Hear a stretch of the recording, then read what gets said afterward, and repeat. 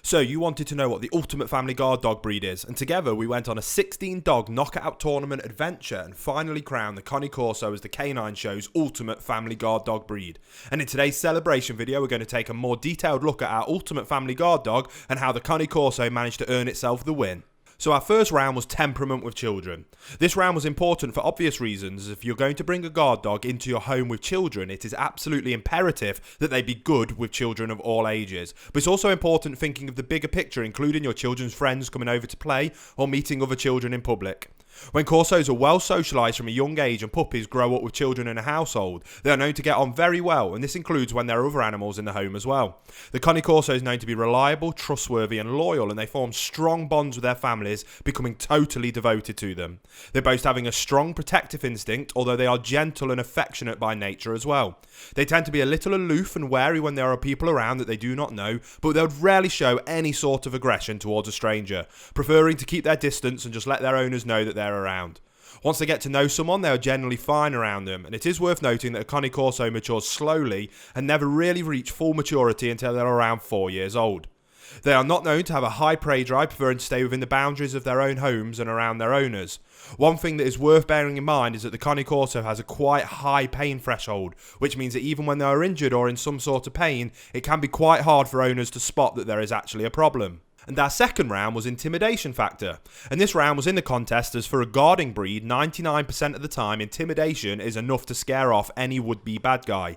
A feat any dog can do, but the scarier they look and sound, the less likely they are of trying to attack you or your family, rob your house or something even worse.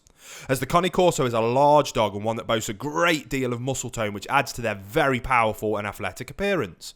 They are quite imposing, but at the same time they are well proportioned, even though they have large heads typical of the Mastiff type breeds. Their skulls are broad but get flatter just behind a dog's forehead and towards the back of their heads, making them brachycephalic. There is quite a deep furrow at the front of a dog's head and their stop is well defined. When seen from the front, a dog's skull is slightly curved and wide, whereas when seen from the side it appears to be an irregular curve. Muzzles are short and deep, yet very powerful, looking being just wide as they are long, with dogs having a level bridge to their noses. Their upper lips hang down so they cover the lower jaw, and the Cane Corso has a strong, slightly undershot, powerful jaw. Their noses are black and large, with dogs having open nostrils. Their eyes are oval, medium in size and set so dogs look directly forward. These dogs always have a keen, alert and intelligent look about their eyes, and their ears are a medium in size, triangular shape and droop down, being set wide apart on a dog's head. Necks are very muscular and strong behind the same length as a dog's head, and their shoulders are well muscled and long, being set obliquely, with dogs boasting powerful straight front legs. A Cane Corso's body is longer than these dogs are tall, but they are compact and sturdy, with dogs having well-developed chests that reach to their elbows. Withers are nicely pronounced and either higher than the croup. Their backs are firm and very well muscled, with dogs having short, powerful loins, and their croups are wide, long and sloping. Their back legs are powerful, with dogs having strong and well-developed lower thighs. They have cat-like feet, with their back feet being less compact than their front ones, and tails are set quite high and are thicker at the root, which dogs carry high. When it comes to their coat, the Cane Corso has a short, very dense and glossy coat with a slight undercoat. They come in a variety of colours, which include the following: black, plum grey, slate, light grey, light fawn, deer fawn, dark fawn and tubby, which is very distinct stripes on various shades of fawn and grey. Dogs with fawn and tubby coats have grey or black masks, which should never go further up than a dog's eye line. Dogs can have a small patch of white on their chests, throats, chin and on the tips of their feet, as well as on the rise of their noses. All of this combined creates one of the most intimidating dogs on the planet, and something they use to great effect as a deterrent in your home. Our third round in the tournament was the dog's trainability. As most guard dogs tend to be large breeds, it's imperative that they are well trained and obedient to your commands to keep yourself, others and themselves safe. When you add a large dog into a family environment, trainability is even more important, as there is more than just the dog's needs to understand and more people they need to be able to take commands off and be forgiving with inconsistencies that can happen in a home environment. That's why this round was more than just which dog ranks higher in the intelligence score. They are not necessarily the best choice for first time owners, because they are sort of dog that needs to be trained and handled by someone who is familiar with the needs of a breed or similar type of intelligent and very large powerful dog. Without the right sort of training and socialisation, the Cane Corso can become an unruly dog that's hard to manage and live with. And these dogs are never happier and when they know who the boss is in a household, and will happily accept their place in the pack as long as they have been well handled from the word go. The Cane Corso tends to form a strong bond with one person in a household, although they are always devoted to everybody in the home. They're a good choice for people who lead active outdoor lives and who live in the country environment and who boast large, secure back gardens. They're also a good choice for people where one person is usually around when everyone else is out of the house, because these large dogs thrive on human company and do not necessarily do well if left on their own for long periods of time. The Cane Corso is very intelligent and they like nothing better than to please their owners, and as such, in the right hands with the correct amount of socialisation, they are easy to train and easy to handle. However, these large, smart dogs need to know their place in the pack and who to look for direction and guidance to be truly well-rounded, obedient dogs, as without this, a dog would quickly take on a more dominant role, making them a lot harder to live with. It cannot be stressed enough the importance of early socialisation with these dogs, and their training has to start early and be consistent throughout their lives to prevent them from showing a more dominant side to their natures.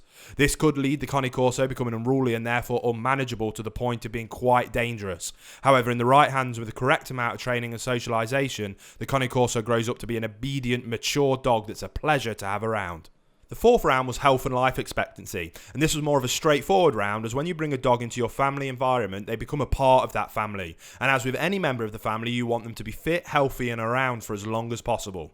And the average life expectancy of a Cane Corso is between 10 and 11 years, when properly cared for and fed an appropriate, good quality diet to suit their ages. And like so many other breeds, the Cane Corso is known to suffer from a few hereditary health issues, which are worth knowing about if you are planning to share your home with one of these large and impressive dogs. The conditions that seem to affect the breed the most include hip and elbow dysplasia, cherry eye, cardiomyopathy, epilepsy, Wobbler's syndrome, thyroid issues, demodectic mange, allergies, bloat and cruciate ligament issues. And because the Cane Corso has such a short nose, it makes them a brachycephalic breed. They are sensitive to heat, so care must be taken during hotter weather. They are also known to have sensitivity to any sort of anaesthetic and sedatives, which is worth bearing in mind if your dog ever needs any form of veterinary care. And our fifth and final round was their actual protection ability. Now, when we're talking about a family guard dog, all the other things are nice to have, but ultimately when we use the word guard dog and not watchdog, then we simply can't leave out actual protection ability. Now, when I say actual protection ability, I mean it with a focus on family guarding, not things like guarding sports or competitions like IPO, which although are superb and I'm a huge fan of them, I wanted to know what dog would be best to protect my family if I was out of the house and someone broke in. No fancy takedowns or sleeve work, just pure raw protection capabilities of the dog's loved ones were in harm in any way. And the Cane Corso has this in spades, as it's a trait that is deeply embedded in the dog's psyche and history.